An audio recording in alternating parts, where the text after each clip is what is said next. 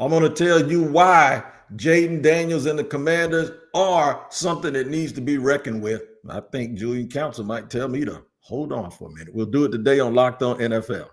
The barbershop is open and Tony Wiggins has a chair for you. He's ready with some real NFL talk. The local experts of Locked On bring their expertise, and Wiggy is ready with his clippers and shears. Sit down and enjoy. The new Locked On NFL starts now. Locked On Podcast Network. Your team every day. Hey, it is your team every day here on Locked On NFL in the barbershop, and we thank you for making us your first listen. I am the barber, Tony Wiggins, the host of the Locked On NFL PM Barbershop Show, here with my man Julian Council, as we always do on a Monday. We're going to talk some NFL with you and give you some of the biggest stories and some of the things from around the league that will intrigue you here on Locked On NFL. We thank you for making us your first listen here. You can find us wherever you get your podcast. Whether you watch or listen, we will be there. And shout out to the everydayers for joining us every day. And if you're new, welcome. Glad to have you here with us. Today's show is brought to you and sponsored by FanDuel. Right now, new customers can get $150 in bonus bets when your first $5 bet wins. What's going on there, Mr. Julian Council here, trying to keep busy. All of these big NFL stories going on. It's just so much we got to talk about, right, man? Yeah, man. It's that dead time of the year, so we're trying to come out here, find something to say, but always NFL never stops, so we'll find something to talk about. I know you got a nice show set up for us. Let's get into it. Absolutely. We did the Contenders the other day. Me and my man, Matt Williamson, I named 6 teams. Those teams were Bills, Eagles, Lions, Chiefs, Rams, and Ravens. Now we're doing the 6 other teams. There are going to be some people angry, too, because I'm naming 12 teams. There's going to be 14 teams in the playoff. I'll tell you right now, Chargers, I'm sorry. I just couldn't get to everybody, and maybe there's another team out there. Maybe the Bengals with all of their drama. But here's what we're going to talk about. Broncos and Steelers in segment 3. Right in the middle, Bucs and Packers. But we got to start this thing. Cowboys and Indians, baby. Washington, the Washington Commanders and the Dallas Cowboys. I'm one of those people that think Washington is really, really good because they went out and addressed certain positions. Debo Samuel, Laramie Tonsel. Laramie Tonsel, in fact, there's some talk about him in training camp. He believes that Washington is ready to go. Check this out. When you hear new Washington Commanders left tackle Laramie Tonsel talk about Jayden Daniels, Josh Connerly Jr., and the culture of the Washington Commanders, it doesn't sound like he's joining a team searching for answers. It sounds like he's joining a team with a plan coming together, looking to incorporate him as part of that plan. Obviously, small sample size, but what do you think of the culture and kind of what they're building here in Washington? What stood out to you over the last couple of days? I mean, it's something special for sure. I mean, I think DQ did a good job putting the culture together, putting the players together, and just embracing this new chapter with the Washington Commanders. I've been here for 2 days, man. I love the atmosphere. Good energy, good people, man. So this ain't buy or sell. What this is Julian, are you convinced? Are you convinced now that Jayden Daniels and the Washington Commanders are here to stay, or was last year just look at that nice little team, and can they keep doing it? Yeah, I mean, I don't think they're going in a way as far as like going back to being one of the worst run franchises in the NFL and searching for a quarterback. I do think they obviously have their guy now in Jayden Daniels. And Dan Quinn did a great job when he was in Atlanta. I know things not in well there after blowing a 28-3 lead in the Super Bowl. Never forget that happened to those Falcons, and it's just downhill from there. But I think he's a good head coach, and clearly you saw in Dallas when he was their DC, just the culture around that defense and how well they played. He's carried that over to Washington, and with the new ownership with Josh Harris and bringing in Adam Peters as general manager, drafting Jayden Daniels, and then we got RFK coming back. Like, the vibes are immaculate right now in DC. So I feel it, but like, I don't know, because last year, like, that was a good football team, but that wasn't a football team that necessarily you felt like was the second best team in the NFC playing for a chance to go to the Super Bowl when we saw just how far behind they were from Philadelphia. Now, this is a division in the NFC East where you have to go all the way back to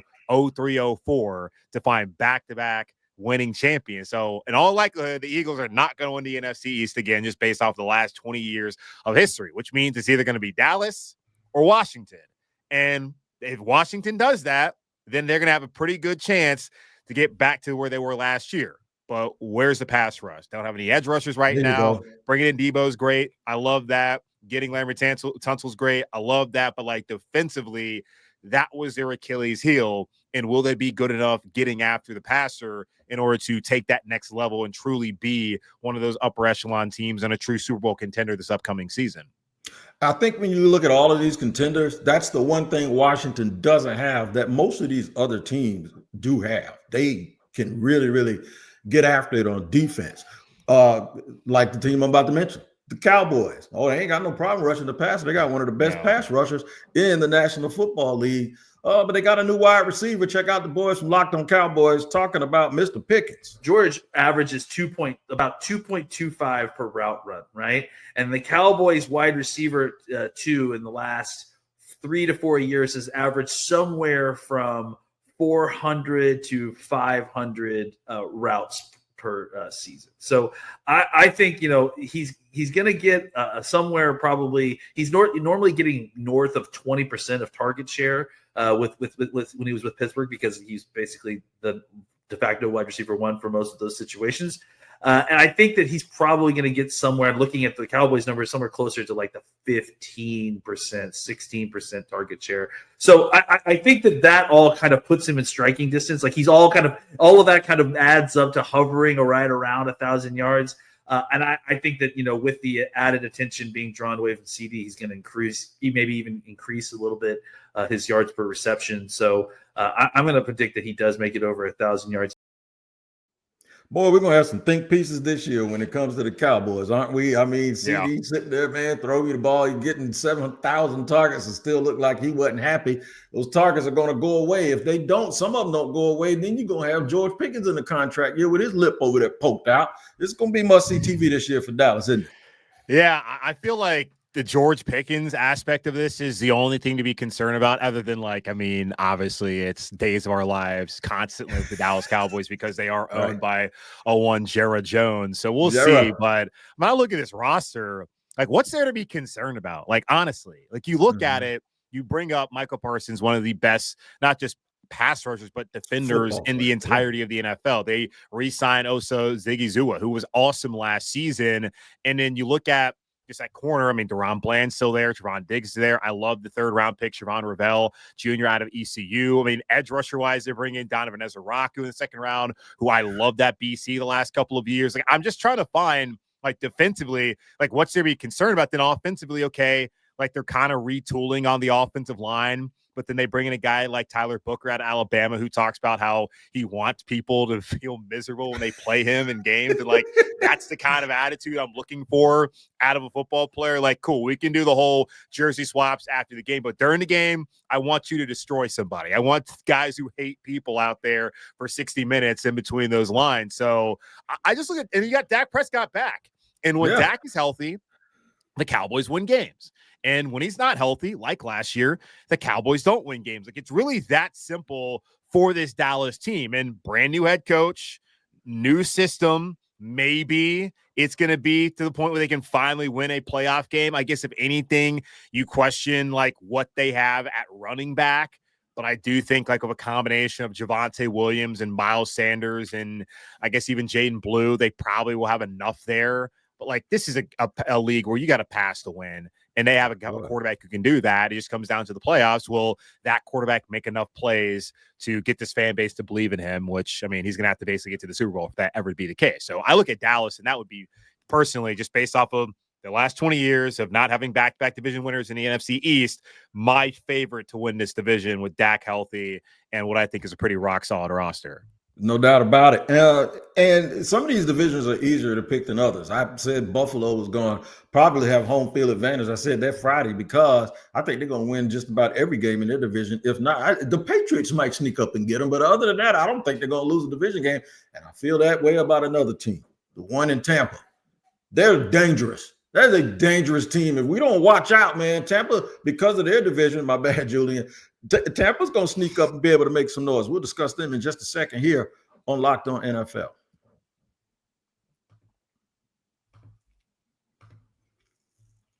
Today's show is brought to you and sponsored by FanDuel. That's right, man. FanDuel is the absolute truth right up and now, man, because you can get involved with the summer sports. They're in full swing, man. Baseball, golf, high-stakes soccer, all of that stuff, and FanDuel is ready to make the game even more exciting. If you're already following the action, why not make it a little bit more thrilling? With FanDuel, you can get in on the game while your friends are getting sunburned at the beach. I don't know about that sunburn part for me, but hey, it happens. I've been using FanDuel to track my favorite matchups, and the app keeps it fresh with new daily promotions and fun ways to bet. All right, here you go. If you're new to FanDuel, new customers can bet just $5 and get $150 in bonus bets if your first bets win. That's $5. You can turn into $150 in bonus bets if your first bet wins. Open the FanDuel app today or visit FanDuel.com/lockedon to get started.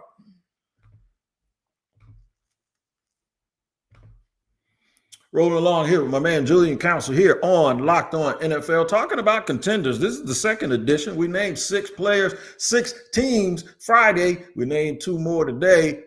So far, Dallas and Washington. And now we got to go down I-75 to Tampa. I'm telling you right now, man, the Tampa Bay Buccaneers, and I will remind you, they beat the Eagles and they beat the Lions, and nobody wanted to mess with them.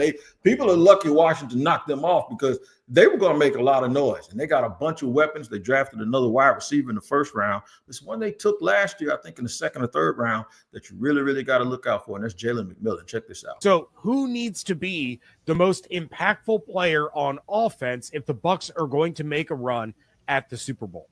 I think I'm going to go Jaylen McMillan, by the way. Ooh. Yeah, because here's the thing. We know what we're going to get out of Mike. Hopefully we know what we're going to get out of Chris Godwin. But here's why I say Jaylen. He is an X factor as what could potentially be the third or fourth receiver on this team. That's kind of where I see Jaylen McMillan, is if he can kind of be that guy that we saw at the end of last season, and he be potentially wide receiver 4 on this team, to me, that would be the difference maker in this group.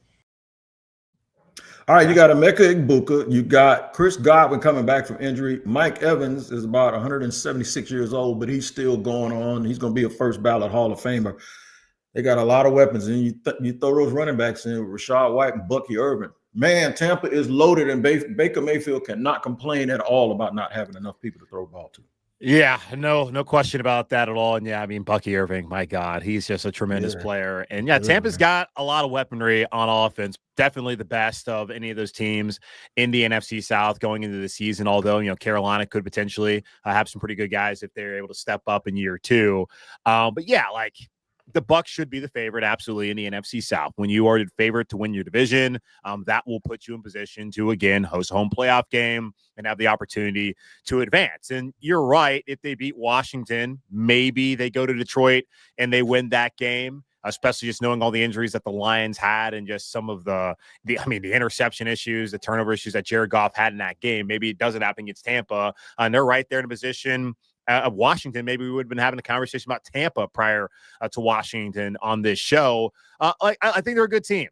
I don't know how much I buy them necessarily defensively going this year. I know I talked to James Yarko of Locked On Bucs, just doing a little NFC South vibe check back in May, and he was saying linebacker was a concern for their team. And then you look at edge rusher Hassan Reddick, obviously a big move, but last year had a 1 whole sack in the whole controversial trade to New York, not wanting to play, wanting a contract. And when he did play, it didn't work out. Then again, it's the Jets, so can't be surprised there. Does he get back to being the guy he was in Philadelphia and in his lone season in Carolina, his last season in Arizona? If so, then yeah, you got one of the best edge rushers in the NFL. If not, I think there's going to be some serious concerns there just at that middle level of the defense and what they're able to do for them. But overall, offensively, yeah, they should put up points. And I'll say too, keeping Josh Grizzard, I believe, is their OC. He was under Liam Cohen last year, so not changing the offensive scheme again, which has been kind of an annual thing there in Tampa, keeping that the same as it was last year with Liam Cohen. I do think that's an advantage for them heading into the season. Yep, I do too, and I think the continuity is going to help.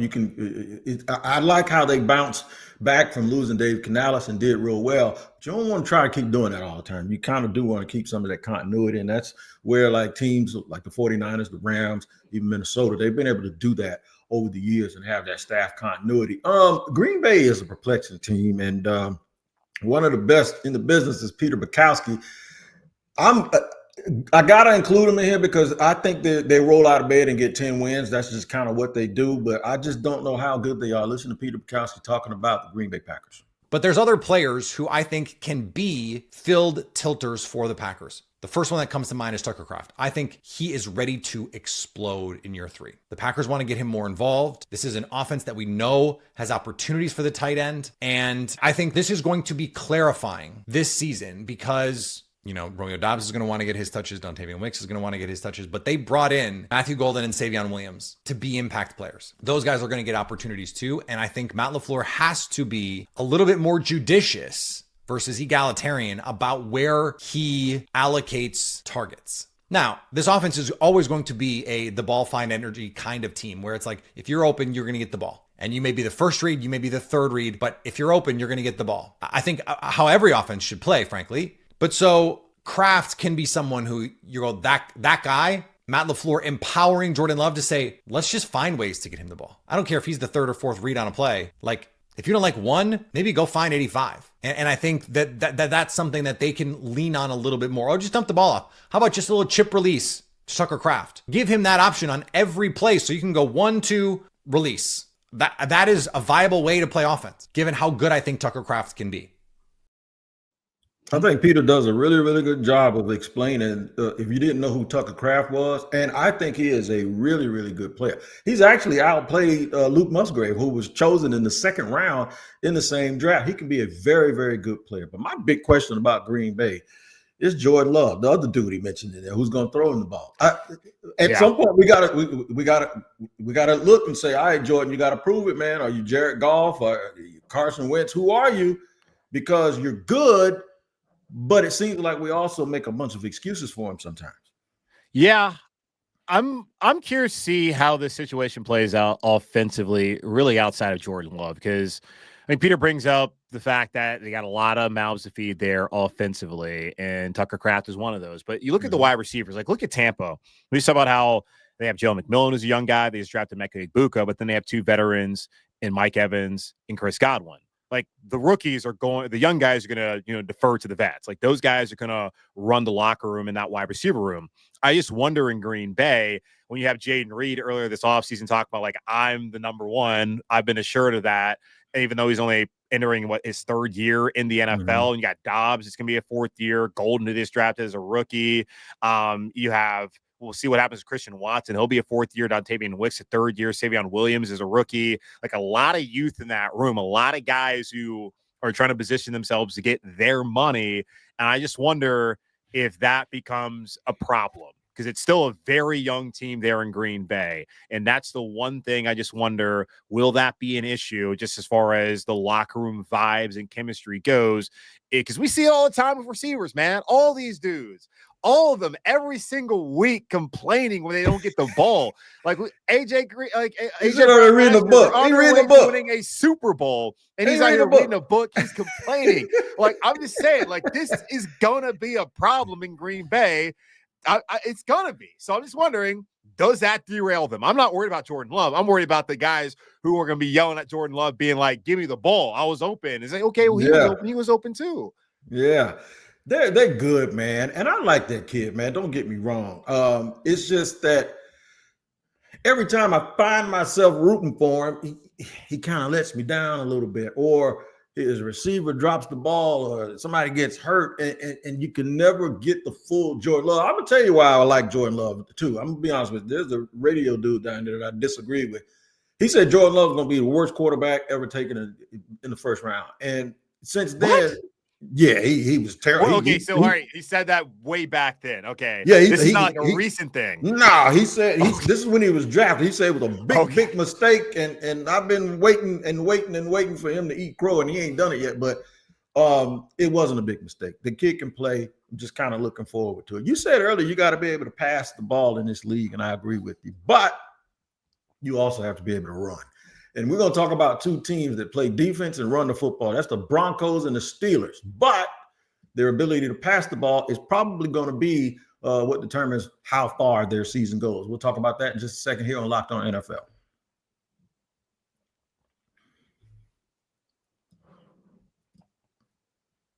Someone that Julian Council is very, very familiar with from his days in the AFC South is Sean Payton. One thing you can never discount about Sean Payton, he will dial that stuff up and he will have his team playing tough. Just ask Tampa. Ask them what happened to Tampa when they played Denver. They got mollywopped, and it didn't surprise anybody that is used to Sean Payton's way of doing things. It's all about Sean Payton and Bo Nix. Can Bo Nix and Sean Payton be that coach-quarterback combo that has had so much success in the National Football League? Check out Locked On Broncos. I think one thing we will see a little bit more of here in year two, how this can unlock the offense. Can and will Sean Payton add more wrinkles to his offense that we have historically seen, right? Because going back to the aforementioned lack of a run game, the Broncos offense, at a large portion of the time last season, defenses were saying, hey, we know you guys can't run the football. We're going to just go out there and we're going to try to prevent you from passing the football on us. Luckily, Bo Nix was able to do that, which I think is impressive. I think that's a great sign for his future and the outlook of where he's at leading the team here. But can you add that run game threat in there to be a little bit more consistent to where that will open up more play actions? All right, it's all about Sean Payton and Bo Nix, but it's more about Bo Nix. Sean Payton has his Super Bowl. Can Bo Nix continue to build on last year? As long as he stays within himself, I think he can. Yeah, I mean, I don't trust him, but we'll see. Well, I thought he had a great year last year. I was certainly I was surprised by Bo Nix, and I was impressed by him. And I do think under Sean Payton's tutelage that he will be a better player than he would have been in a lot of different situations in the NFL. Like, let's understand situation is so important. And a lot of these guys maybe didn't have it, but they weren't in the best situation. Like Sam Darnold, I still don't think he has it. I think the last 2 weeks of last season proves he doesn't have it, but he has a lot more than we thought he had based off of what happened last year with Kevin O'Connell. And I do think with Bo Nix, kind of a similar situation where I think more faith in him than Sam Darnold coming out of college. But still not a ton of faith, and he's played well. And I think that it's a point in time where they can be like they were last year. I don't think that in that division with that quarterback and that head coach in Kansas City that they can ever aspire to anything more than the 10-11 win playing on the road threshold. Maybe they change the playoff rules as far as seeding goes one day, and that gets them a home game in Denver. Until then, get ready to pack your bags for 3 weeks in a row if you want to have any chance of getting to the Super Bowl if you're Denver. So look, the running back situation, you got J.K. Dobbins had a nice year with the Chargers last year. That will help.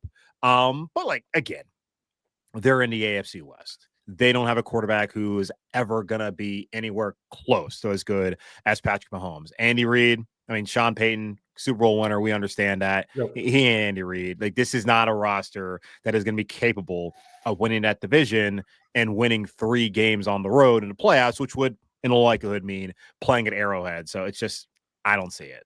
But it's exciting, better than what they had before. It absolutely is exciting and better than what they had before. And y'all didn't think y'all was going to get out of here without us mentioning Pittsburgh and Aaron Rodgers. This is going to be the thing that people are going to be watching all year long. So far, so good with Aaron Rodgers up in Pittsburgh, though. I put him in here as a contender. I know the people in the Charger fans are like, you named 12 teams and you ain't get to us and you named them of all people. Yep, I sure did. And here's Chris Carter. And if you're going to lean on anything from Aaron Rodgers, if his arm's still there, that's great. But the thing that you want to lean on is his cerebral ability as a quarterback. He's very good at reading defense. He's seen every defense in the NFL. And it's not to say he won't make mistakes and he won't make bad decisions, because every quarterback does. It's the nature of the game of football. But I think what you're going to see is him be able to take advantage of more natural things that are built into an offense, or take advantage of certain skill sets from different players. And that'll be the thing that can help get the Steelers extra yards here. All right, JC, I got to ask, because you falling for it yet? Are you falling for it a little bit yet? Have you eased up a little bit on the Aaron Rodgers thing? I'm going to be honest with you. I'm going to be full transparent. I have, man. I kind of think this thing going to work out a little bit. And I don't know why I feel that way, but I just do. They'll win 9 games. That's it. That's what they always do. Yeah, I mean, that's where I'm at. It's Pittsburgh. Tomlin coaches the team. They'll win 9 games. But no, I'm not going to be in on this. Hell, I mean, Kansas City was winning all those games last year, and I wasn't in on them at all. So right. My fortitude that even if things are going well, if I don't believe it, I'm going to tell you I don't believe it. and things may go relatively well, but no, this is not a contender at all. Like Aaron Rodgers, I get it. It was not even with that Jets. defense. Not even with the defense. I mean, isn't Darius Slay going to be playing like a main role? Like, is Darius Slay at this stage of his career someone you want playing as one of your top corners? No, that's fair. I mean, that's a question that I have. Yeah, defensively, yeah, Pittsburgh's going to be fine. I mean, offensively, outside of DK, like, who really scares you as a receiver? Yeah. Like Pat Freiermuth? Are you afraid of Pat Freiermuth at this point in time?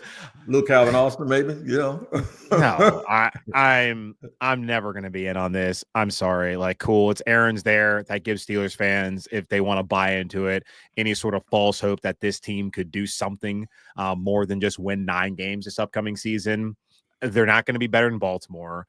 They're not going to be better in Cincinnati, even though still defensive question about Cincinnati. Trey Hendrickson looks like he's going to get his money at some point soon. I don't know what they're doing. Quit messing around, Brown family. But yeah, no, I'm not in on this. I knew you were gonna say that, man. I almost did an over under. How can I sell Julian to start believing in Aaron Rodgers in Pittsburgh? I think I might have more luck making you believe in the Jets than I do Aaron Rodgers in Pittsburgh, man. I'm looking at FanDuel right now. Pittsburgh's plus 500 to win the AFC North. And let's see where the Jets are to win the AFC South, since we're looking at it. I mean, they're plus 1,400. So, I mean, they're pretty far off. I mean, that's going to be the last place. Plus 500, while the Baltimore Ravens are minus 145. And Cincinnati's plus 230. Now the Browns are way back there at plus 3,300. No, man, I don't know if this is Aaron Rodgers when he left Green Bay and we didn't have the Achilles tear. We didn't have him getting Salah fired. We didn't have all the Woody Johnson, like, I'm sick of Aaron, I want to bench him. That didn't actually happen kind of situation. Sitting on TV every week. If we didn't have all that, maybe. And this isn't really, has nothing to do about Aaron Rodgers, like, personally. It's just like, I mean, professionally, off the field, the way he was conducting himself in New York, reportedly, and then on the field, how he's conducting himself professionally, not even reportedly. We all saw it. Mm-hmm. I'm good on this. But good luck, Mike and DK, everybody else there in Pittsburgh. It's gonna be it's not gonna be boring, we'll say that. No, it ain't gonna be boring. You know what else ain't boring? Learning about your team that you don't know all the players on, and you can find out about them at Locked On NFL Scouting with Kyle Krabs and Joe Marino, 2 of the best in the business. We'll give you a lot of answers, man, about your roster. Make sure you check out Locked On NFL Scouting wherever you get your podcast. Check Julian Council out too on Locked On Carolina Panthers, Locked On Panthers, and me on Locked On Jaguars. I'm going to do something. I'm going to give you a tease for tomorrow. I'm going to talk about the Bengals and the Chargers, the 2 teams that did not make my top 12.